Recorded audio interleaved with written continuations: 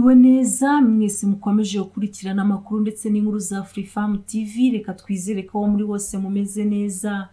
Inkuru ibabaje cyane ni y'umugabo witeye icyuma mu nda. Abaturanyi b'umugore w'uyu mugabo bita Tuyishimire Jean Claude utuye mu mudugudu wa Rambura, akagari ka Nyagasambu, umurenge wa Fumbwe, mu karere ka Rwamagana, bavuga ko uwo mugabo yiteye icyuma mu nda ku mugoroba kuri iki cyumweru tariki ya 25 Nyakanga 2021. Mukomeze mudushyigikire mukanda like na subscribe. Imana ibahe umugisha.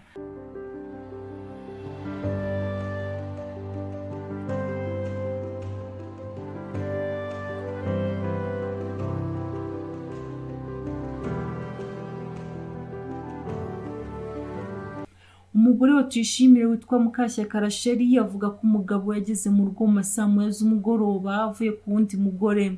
Abwira umwana w'imyaka 5 ati Imana izambabarire ndagiye, aranamusezera. Nyuma yinjira mu nzu ahitira mu cyumba. Nyuma y'iminota mike Mukashyaka n'abaturanyi ngo bumvishe Tuyishimire arimo kunihira mu cyumba, basanga yiteye icyuma munsi y'agatuza ayindi tangirira, bihutira kumujyana kwa muganga kugira ngo bagishinguzemo ndetse banamuvure.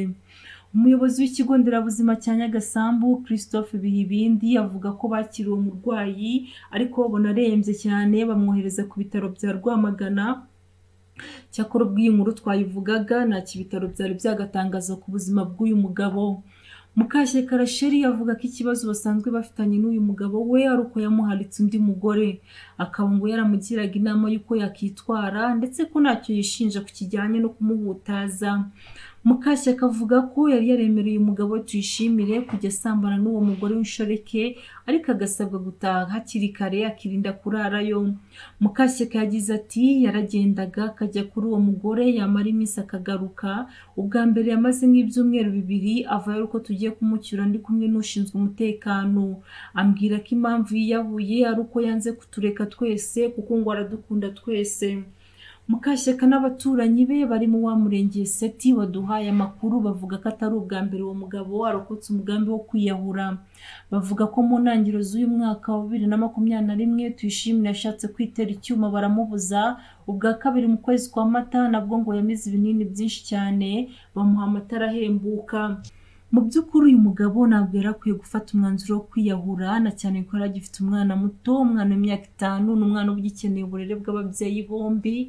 Hari uburyo iki kibazo cyagombaga gukemuka, hari ukuba aba bagore nimba bose bakunda yabatunga birashoboka kandi biremewe. Murakoze mukomeze kudushyigikira mukanda like na subscribe. Imana ibahe umugisha.